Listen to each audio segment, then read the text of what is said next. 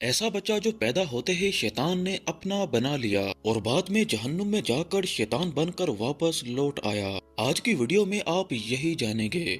कहानी की शुरुआत होती है 1956 से। हम एक डरे हुए प्रीस्ट को देखते हैं जो जल्दी से चर्च में आता है और उसके हाथ में एक बच्चा भी था जिसकी बॉडी पर एक बर्थ मार्क था। ये बर्थ मार्क कोई आम बर्थ मार्क नहीं था बल्कि ये निशान एक शैतानी साइन था जिसका सीधा सीधा मतलब था कि ये बच्चा बड़ा होकर एक शैतान भी बन सकता है और दुनिया में जो चाहे तबाही ला सकता है। इसीलिए प्रीस्ट रोते हुए गॉड से माफी मांगता है और कहता है कि मैं इस बच्चे को मारने लगा हूँ। पर तभी यहाँ पर पुलिस आ जाती है और उनको ऐसा करने से रोकती है। हालांकि प्रीस्ट उनको रोकता है कि ऐसा मत करो, मगर पुलिस वाले तो प्रीस्ट को ही गोलियां मारकर खत्म कर देते हैं और इस बच्चे को आखिरकार बचा लिया जाता है। इसके बाद कहानी में 30 साल का टाइम गुजर जाता है और हम मार्क को देखते हैं। इस वक्त मार्क एक प्रीस्ट बना हुआ था लेकिन असल में वो एक अंडरकवर एजेंट था। उसे 7 लड़कियों के गायब होने की इन्वेस्टिगेशन करनी थी, वो भी एक चर्च में जाकर। पुलिस वाले ये जानते थे कि उन औरतों को आखिरी बार इस चर्च में ही देखा गया था और उसके बाद से ही वो लापता हो गईं। अब क्योंकि चर्च उन लोगों की इबादत गाह थी, इसीलिए वो सीधा ही पुलिस को वहां पर भेजकर कोई नया स्कैंडल नहीं खड़ा करना चाहते थे। इसीलिए उन्होंने मार्क को एक अंडरकवर एजेंट बनाकर वहां पर भेजा था। अंदर जाकर मार्क यहाँ के एक प्रीस्ट आंद्रेस से मिलता है जो मार्क को इस पूरे चर्च का विजिट करवाता है। आंद्रेस मार्क को उसका रूम दिखाता है और उसको वार्न करता है कि आधी रात को भूल कर भी बाहर मत आना वरना अंजाम के जिम्मेदार तुम खुद होगे। मार्क अंदर जाता है और उसे ये जगह काफी अजीब लगने लगती है क्योंकि यहाँ पर ना तो इलेक्ट्रिसिटी थी और ना ही मोबाइल के सिग्नल्स थे और ये जगह बाहर की दुनिया से बिल्कुल कटी हुई थी। इसके बाद मार्क अपनी शर्ट उतारता है और हम देखते हैं कि मार्क वही बच्चा है जिसको पुलिस ने बचाया था, लेकिन मार्क अभी तक अपनी हकीकत नहीं जानता। इसके बाद मार्क अपने बैग से कैमरा और एक गन निकालता है और साथ में एक फाइल होती है जिसमें उन 7 लड़कियों की पिक्चर्स होती हैं जो इस चर्च में आने के बाद से गायब हो गयी। दरअसल दोस्तों मार्क एक बहुत ही बड़े मिशन पर था। उसे उन लड़कियों को तो ढूंढना ही था, साथ में उसको ये भी पता लगाना था कि ये लोग आखिर यहाँ पर करते क्या हैं। इसके थोड़ी ही देर बाद मार्क को खाना खाने के लिए बुलाया जाता है और मार्क देखता है कि यहाँ पर इनको बहुत ही अजीब किस्म का खाना दिया जा रहा है। उसमें अजीब सी स्मेल आ रही थी, ऐसा लग रहा था कि ये किसी किस्म का मीट है। एक रबड़ की तरह का मीट था जिसे मार्क ने आज से पहले कभी नहीं खाया था। इसके बाद मार्क अपने मिशन पर निकल जाता है और इस पूरे चर्च को विजिट करने लगता है। इसके बाद वो एक जगह पर आता है जहाँ पर उसको एक लड़की दिखाई देती है। देखने में ये लड़की पागल लग रही थी। उसके पास एक प्रीस्ट भी था। थोड़ी देर बाद मार्क के साथ साथ सभी नए प्रीस्ट को बुलाया जाता है और इनको कहा जाता है कि हम लोग यहाँ पर उन लोगों को ठीक करते हैं जिनके पीछे डीमंस पड़े हुए हैं। मार्क ने जो पहले लड़की देखी थी, इन सभी के मुताबिक उस लड़की के पीछे डीमंस पड़े हैं और अब उसी को ठीक करने के लिए उसका इलाज करना था। आंद्रेस मार्क को एक रूम में ले आता है जहाँ पर इन्होंने एक लड़की को बांध के रखा होता है। इन सब के वहाँ पर जाते ही ये लड़की बहुत ही अजीबोगरीब हरकतें करने लगती है। उसकी आवाज बदल जाती है एकदम किसी क्रिएचर की तरह। उसका बेड पूरी तरह से हिलने लगता है और यहाँ पर चारों तरफ एक अजीब किस्म का सन्नाटा फैल जाता है। यहाँ पर एक आदमी इन सभी को रिकॉर्ड भी कर रहा था।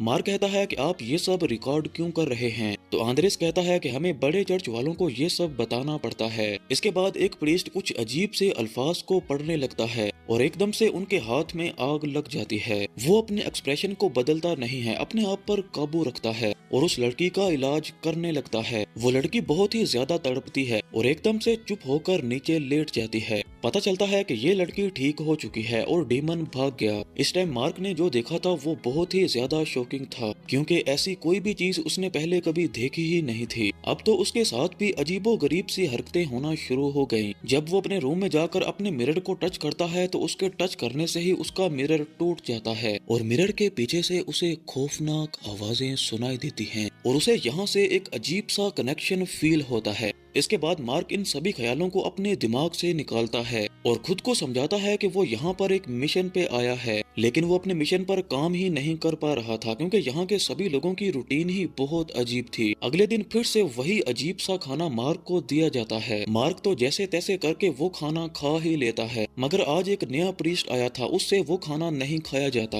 वो रोने लगता है और कहता है कि मैं ये खाना छोड़ के जा रहा हूँ। तभी पीछे खड़ा एक प्रीस्ट उसके कान में आकर कुछ कहता है तो वो लड़का दोबारा से चुप करके उस खाने को खा लेता है। खाने के बाद जब मार्क रूम में जाता है तो उसे उस खाने की वजह से उल्टी होती है, उसके दांतों में दर्द होने लगती है और जब वो अपना हाथ अपने मुंह में डालता है तो उसका दांत ही बाहर आ जाता है। जब वो अपने दांत को देखता है तो वो उड़ जाता है और दांत के उड़ने की वजह से मार्क तो पूरी तरह से डर जाता है। अब मार्क को कंफर्म हो जाता है कि उस खाने में जरूर कुछ ना कुछ गड़बड़ है। इसके बाद रात हो जाती है और मार्क अपने मिशन पर चला जाता है। वो आंद्रेस के रूम में जाता है जहाँ पर उसे एक हिडन कंपार्टमेंट मिलता है। यहाँ पर कोई भी ऐसी चीज नहीं थी जिसे रिलीजियस कहा जा सके।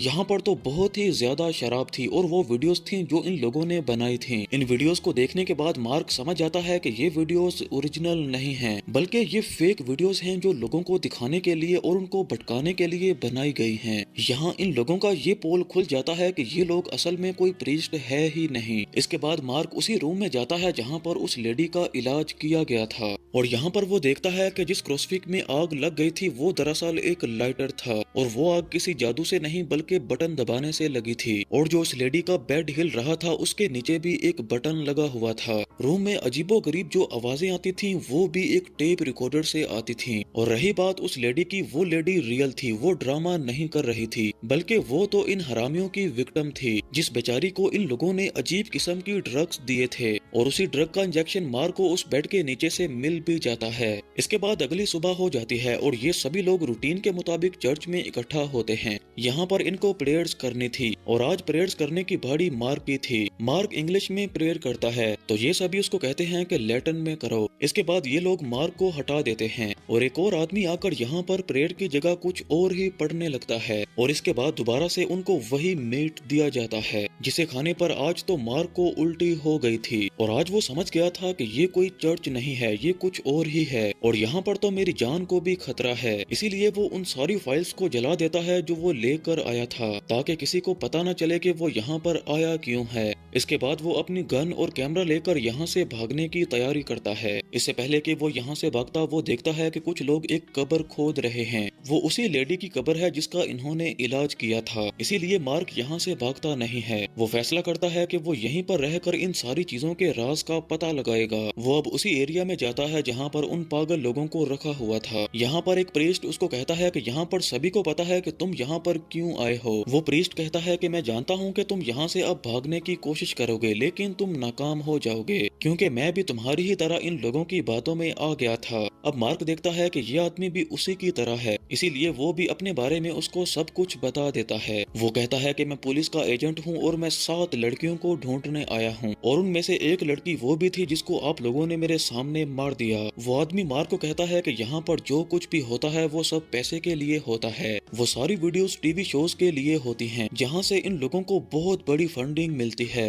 मार्क उस आदमी को कहता है कि अगर तुम मेरी हेल्प करोगे तो मैं तुम्हें भी अपने साथ ही यहाँ से ले जाऊंगा। वो आदमी तो कुछ नहीं बोलता और मार्क दोबारा से अपनी रिसर्च शुरू कर देता है। इसके बाद वो एक बेसमेंट में जाता है जहाँ पर बहुत से इंसानों के ढांचे पड़े हुए थे और यहाँ पर एक आंख भी होती है जो अभी तक जिंदा थी। ये देखकर मार्क डर के उसको दूर फेंकता है जिससे वो फट जाती है और ये सब देखकर मार्क को भी उल्टी आने लगती है। अब मार्क यहाँ से बाहर जाता है उसी ग्रेवयार्ड में जहाँ पर उन्होंने उस लेडी को दफन किया था। वो उस कब्र को खोलता है लेकिन वहाँ पर उसे कोई भी नहीं मिलता। वो कहता है कि मेरी आंखों के सामने ही उन्होंने उसको कब्र में दफनाया था। इससे पहले कि वो कुछ और सोच पाता पीछे से एक आदमी आकर उसको किडनैप कर लेता है। जब उसे होश आती है तो वो एक बेड पर था और उसके सामने वही आदमी था जो उसको वहाँ से उठा के लाया था। तभी यहाँ पर आंद्रेस आ जाता है जो उसके लिए खाना लेकर आया था। खाना एक ही तरह का था लेकिन 4 बर्तनों में था। वो जबरदस्ती मार्क को कहते हैं कि ये खाना खाओ, लेकिन मार्क खाने से मना कर देता है और कहता है कि पहले मुझे बताओ कि ये आखिर है क्या। वो उसे कुछ भी नहीं बताते और जबरदस्ती खिलाने लगते हैं। वो बहुत कोशिश करते हैं मगर मार्क अपना मुंह खोलता ही नहीं है, इसीलिए आंद्रेस उसको इंजेक्शन लगाकर फिर से बेहोश कर देता है। जब उसे होश आती है तो वो दोबारा से बेड से बंधा हुआ था। उसने देखा कि मेरे पास जो आदमी बैठा है वो भी सो रहा है। इस चीज का फायदा उठाते हुए वो अपने आप को खोल लेता है। अपने पाँव में छुपाई हुई गन निकाली और उस आदमी से लड़ने लगा जो उसके सामने बैठा था। यहाँ पर इन दोनों की लंबी फाइट होती है और बाद में मार्क उसको गोली मार देता है। इसके बाद वो किचन में जाता है ताकि पता लगा सके कि वो आखिर खाना कौन सा था। किचन में जाकर वो शॉक हो जाता है क्योंकि जैसा उसने सोचा था उससे भी ज्यादा खतरनाक था। उसे उन्हीं लड़कियों का खाना दिया जा रहा था जिनको वो यहाँ पर ढूंढने आया था। इतने में दोबारा से मार्क के सामने वही प्रीस्ट आ जाता है जो मार्क का दोस्त बन गया था। वो उसको कहता है कि तुम उन 7 लड़कियों का गोश्त खा रहे थे जिन्होंने अपनी जिंदगी में बहुत बुरे काम किए थे। तुम्हारे साथ हमें भी यही गोश्त खिलाया जा रहा है। इसके बाद मार्क उस आदमी को गन पॉइंट पे ले लेता है और उसको कहता है कि मुझे यहाँ की लाइब्रेरी में लेके चलो।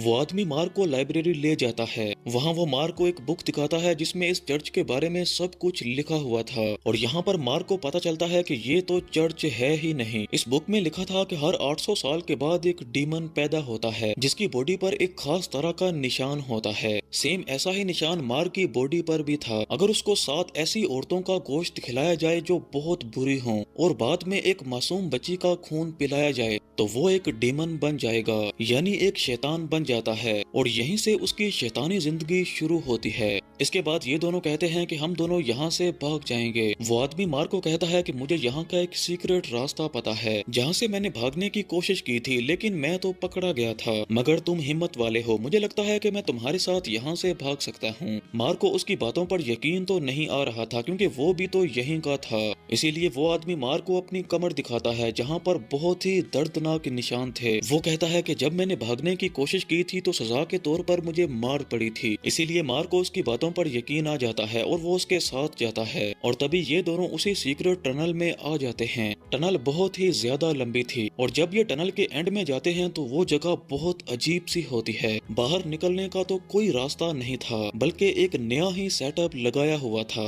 और ये आदमी असल में मार्क को ट्रैप करने के लिए ही था। इससे पहले कि मार्क कुछ कर पाता उसको बेहोश कर दिया जाता है। मार्क को जब होश आता है तो वो देखता है कि उसको एक ट्री से बांधा हुआ है और उसके मुंह पर एक कपड़ा बांध दिया गया था। आंद्रेस और बाकी लोग मार्क को वो सच्चाई बताते हैं जो उसने सोची भी नहीं थी। मार्क का एक केस की इन्वेस्टिगेशन के लिए यहाँ पर आना वो सभी एक प्लान था। जो कुछ हुआ, जो भी कुछ मार्क ने देखा, वो सभी एक प्लान था। वो कहते हैं कि हम तुम्हारा सदियों से इंतजार कर रहे हैं, तुम इंसान नहीं हो, तुम एक शैतान हो। आंद्रेस कहता है कि तुम्हारे ठीक नीचे एक पत्थर है, उस पत्थर के नीचे एक कुआं है और वो कुआं जहन्नम का दरवाजा है जिसे हम लोग सालों से प्रोटेक्ट करते आ रहे हैं। आंद्रेस कहता है कि हम कोई भी प्रीस्ट नहीं हैं और ना ही हम खुदा को मानते हैं, हमारा आका शैतान है और हम उसके गुलाम हैं। इसके बाद ये लोग अपना रिचुअल शुरू करते हैं। मार्क के सामने एक बहुत ही प्यारी सी मासूम सी बच्ची को लाया जाता है। उसका गला काट के खून के प्याले भर लिए जाते हैं। सबसे पहले तो ये सभी वो खून पीते हैं और इसके बाद जबरदस्ती मार्क के अंदर भी डाल देते हैं।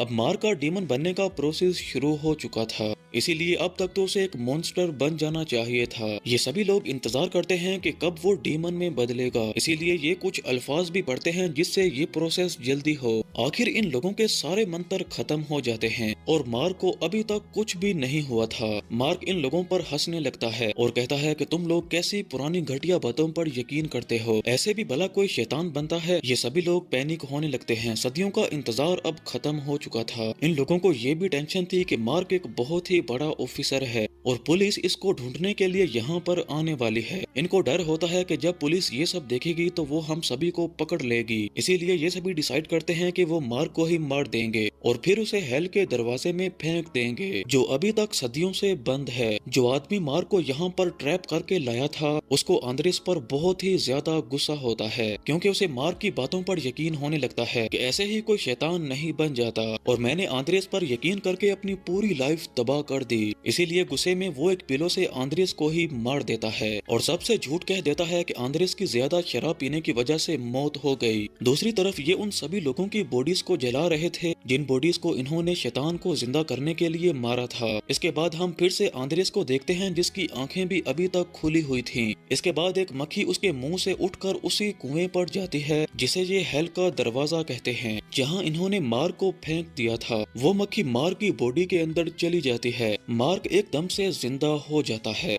अब उसकी बॉडी अजीब तरह से बदलने लगती है। उसका फेस बिल्कुल शैतानी हो चुका था और बिल्कुल नीला पड़ चुका था। इसके बाद हम आंद्रेस के फ्यूनरल को देखते हैं और वही आदमी जिसने आंद्रेस को मारा था उसका सर फट जाता है। उसकी बॉडी हवा में लटक जाती है और उसके सर से मक्खियां बाहर आने लगती हैं और देखते ही देखते उसकी पूरी बॉडी मक्खियां बनकर उड़ जाती हैं। और तब यहाँ पर एंट्री होती है डेमन की, यानी मार्क की, जो अब बहुत ही खतरनाक क्रिएचर बन गया था। मार्क से डरकर यहाँ से जितने भी लोग भागने की कोशिश करते हैं वो सभी को हवा में उल्टा कर देता है। अब साफ साफ जाहिर हो चुका था कि अब दुनिया को इस शैतान से कोई नहीं बचा सकता।